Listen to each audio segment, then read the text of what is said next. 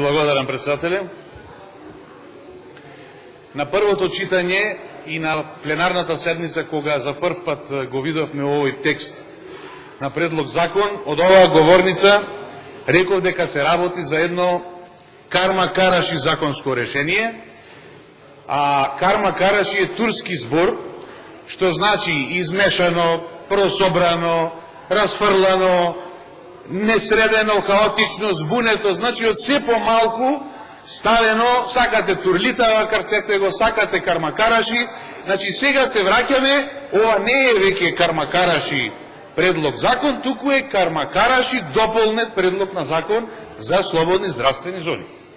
Јас бев еден од тие пратеници во опозицијата кој ги убедуваше собствените колеги дека не вреди, не се исплати, нема логика во намерата да се подобри текстот со амандмани, затоа што текстот е дефектен цел, затоа што предлог законот е карма-караши и затоа што со ништо не може да се подобри. Едноставно треба да се повлече. И треба да се осмисли нешто ново, затоа што од голем број членови воопшто не свативме што сакал писателот да каже. И сега еве со ред, посебно на оние делови за кои се работи конкретните амандмани. Значи, со амандман можете да подобрите нешто.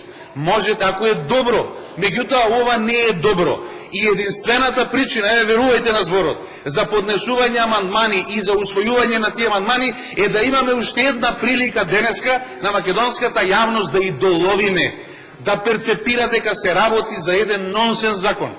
За еден абсурден текст на закон, кој воопшто нема никаква реална основа, ниту пак било каква потврда или доказ дека ова еден ден ќе заживее онака како што би требало да заживее.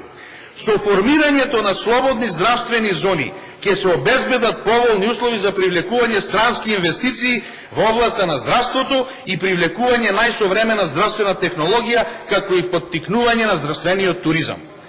И во образложението сега стои: се смета дека отворањето на слободни здравствени зони ќе го стимулира и развојот на комплементарните индустрии, вклучувајќи ги туризмот, хотелиерството, угостителството и, внимавајте, ќе се намалат трошоците на Фондот за здравствено осигурување на Македонија за испраќање на пациенти во странство.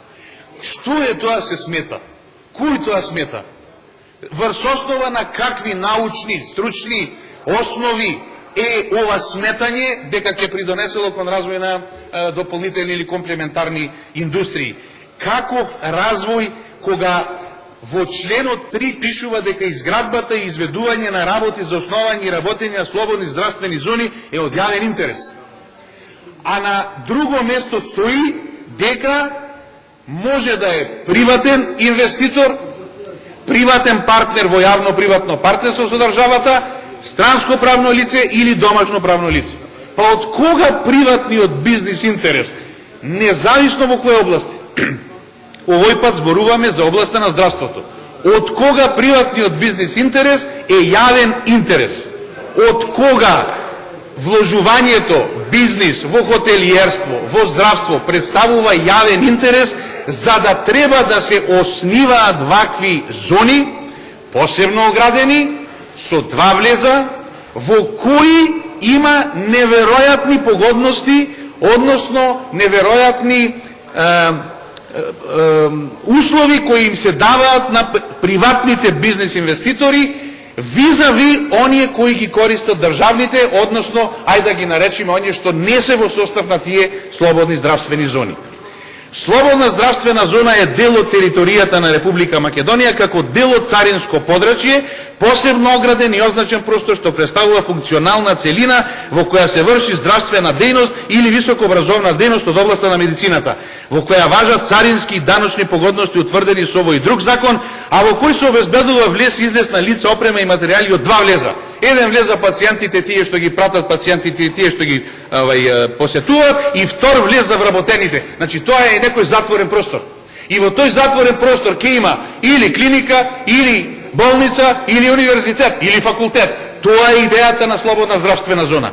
И сега, внимавајте, кај погодностите за инвестирање во слободна здравствена зона стои: Корисникот на зоната како даночен обврзник подлежи на ослободување од плаќање на данок на добивка во период од 10 години, персонален данок на доход на примања по основна плата на вработени лица за период од 10 години или и два услови во рок од 15 години, доколку и образовна дејност и здравствена дејност врши како корисник на слободната здравствена зона. Понатаму, при увоз на медицинска опрема, лекови, потрошен материјал и помагала, корисникот се ослободува од плаќање на данок за додадена вредност и царински давачки, доколку истите се внесат во зоната и се користат во зоната. При увоз на добра наменети за изградба, корисникот се ослободува од плаќање на данок на додадена вредност и увозни давачки, доколку истите се внесат во зоната.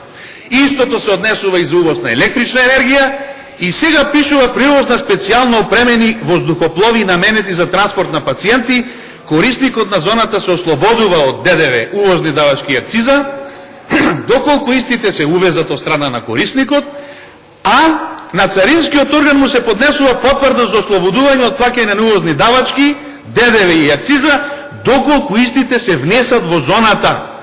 Како ќе внесете воздухоплов во зоната?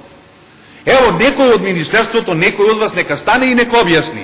Воздухоплови специјално опремени и наменети за давање на здравствени услуги, ви кажав и тогаш, секојдневно оперираат на нашите два аеродроми.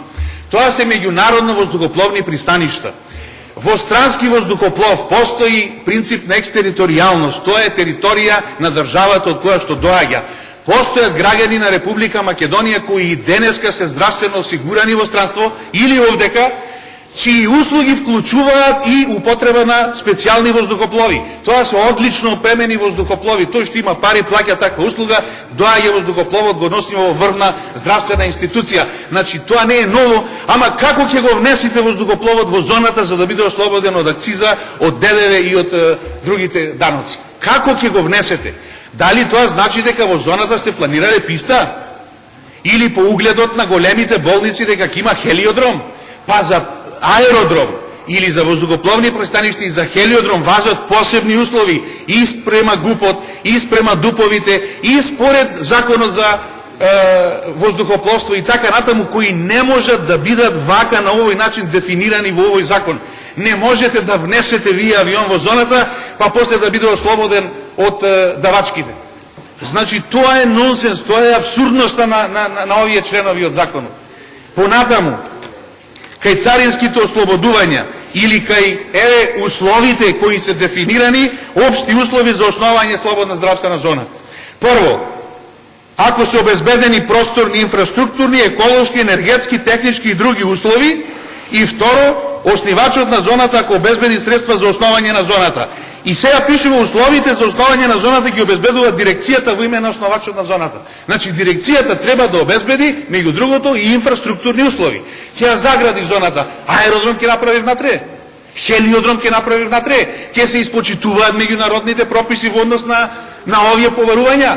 Јас не разбирам зошто не донесете експерти, стручњаци од не знам какви високи рангирани установи на клиниките, на медицинскиот факултет, па тука да држат предавања. Зошто на постоечкиот здравствен систем не овозможите вакви повластици? За странски инвестиции во Република Македонија досега им се исплатени 56 милиони евра од буџетот. Секој отворено работно место во странски инвестиции повлекува од буџетот 21.000 евра. Зошто вакви небулозни, не знам како да ги наречам, абсурдни законски решења, кога може и во постечкиот систем да се применат повластици или услови онакви какви што се предвидуваат овдека. И на крајот морам да го изразам, не знам дали ми е задоволство или е моја разочараност, затоа што во ставот 2 во член 4 имаше една реченица која досега нема слушнато никогаш, ниту верувам дека ќе ја слушнам.